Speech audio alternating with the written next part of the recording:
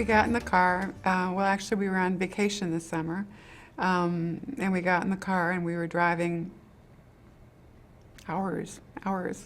And by the time 2 o'clock rolls around, I start getting very uncomfortable. And usually I can deal with that by getting the back seat and putting my legs up in the ceiling, or a variety of other ways. But at some point, I just have to get out and walk. So I remember telling my husband that we needed to stop, and he said, well, we'll stop. We can stop in a couple of minutes. But a couple of minutes is really a long time when you have restless leg syndrome.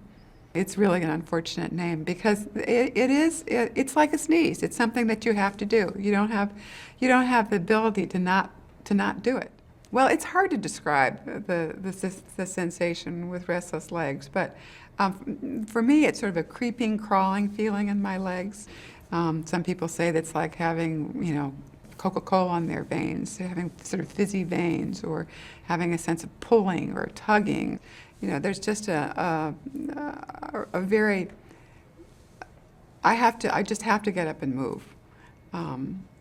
I sometimes feel like I'm going to jump out of my skin. I wish that I could lie down. Often I'm tired and I wish I could lie down and send my legs out for a run. I do a lot of thrashing around in bed at nighttime. You can imagine, and it can make it hard to sleep in the same bed with me.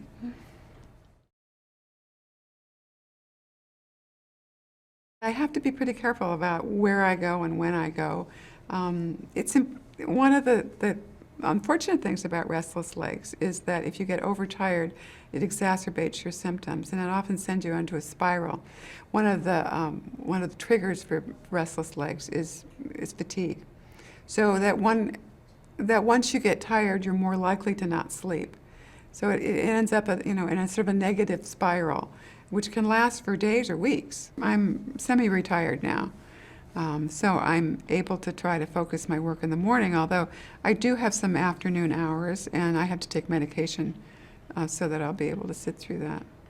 When I'm actually having RLS symptoms, there are lots of things that I do to try to bring it down some.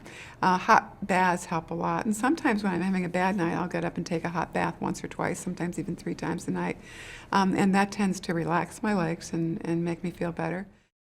I also, standing on one leg seems to help for some reason, so I spent a lot of movies and a lot of theater productions standing in the back on one leg. Stretching helps a lot. Yeah, I think that before I was diagnosed, I thought it was just kind of weird. And also, there's a certain amount of awkwardness and social embarrassment that goes into this. For example, I might have to stand at a small meeting. Here I am, tall and looming over everybody else, trying to describe that my legs are feeling creepy.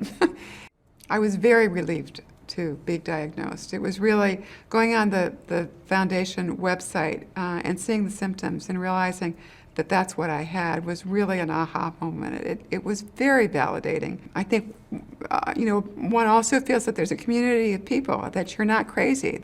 It doesn't have to do with some sort of insufficiency in yourself. It has to do with a medical condition which you can treat. I think that if somebody thinks they might have restless legs, it's probably important to go to their doctor, to work with a doctor who has some understanding of what the syndrome is about.